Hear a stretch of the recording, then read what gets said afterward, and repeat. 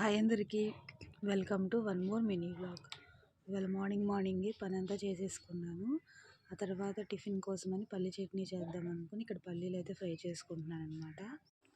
పల్లీలు అయితే ఫ్రై చేసుకుంటున్నాను, వాటితో పాటు పచ్చిమిర్చి కూడా ఫ్రై చేసుకుంటున్నాను.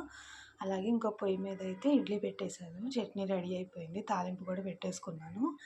ఇంకా అందరము టిఫిన్లు చేసేసి చేనుకని బయలుదేరిపోయాం అనమాట. ఇక్కడ ఇది మా చేలో దొరికే ఫ్రెష్ కరివేపాకు. మ్యాక్సిమం అందరి ఇళ్ళల్లో కరివేపాకు ఉంటుంది. మేము మ్యాక్సిమం కూరగాయలన్నీ చేలో కానీ ఇంట్లో కానీ పండించుకోవడానికి ట్రై చేస్తాము. ఎక్కువ బయట కొనకుండా ఇంట్లోనే పండించుకున్నవి తింటాక ఇష్టపడతాం అన్నమాట. ఈ కరివేపాకుని బాగా శుభ్రంగా వాష్ చేసుకొని వడగిన్నెలో వేసి వడబెట్టుకోవాలి.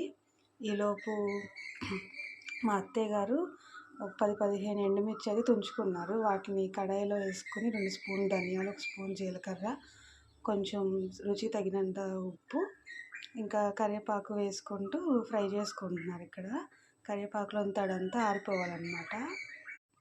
చూసారా, ఇలా శుభ్రంగా కరివేపాకులోని తడంతా ఆరిపోయి కొంచెం క్రిస్పీగా అవుతున్నంత వరకు ఫ్రై చేసుకోవాలి.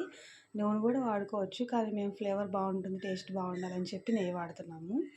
అలాగే ఒక 20 గ్రామ్స్ వరకు చింతపండు వేసుకుని అది మగ్గేంత వరకు ఇలా పైకి కిందకి అనుకుంటూ ఫ్రై చేసుకోవాలి. ఆ తర్వాత దీన్నంతా మిక్సింగ్ బౌల్లోకి వేసేసుకొని మిక్సీ పట్టేసుకోవడమే.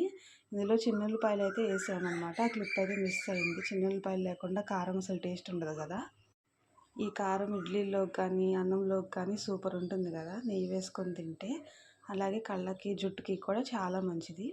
వీడియో నచ్చితే లైక్ చేయండి, సబ్స్క్రైబ్ చేయండి. మరిన్ని వీడియోస్ కోసం ఛానల్ని ఫాలో కొట్టండి. మళ్ళీ ఇంకో వీడియోతో మళ్ళీ కలుద్దాము. Bye bye. సబ్స్క్రైబ్.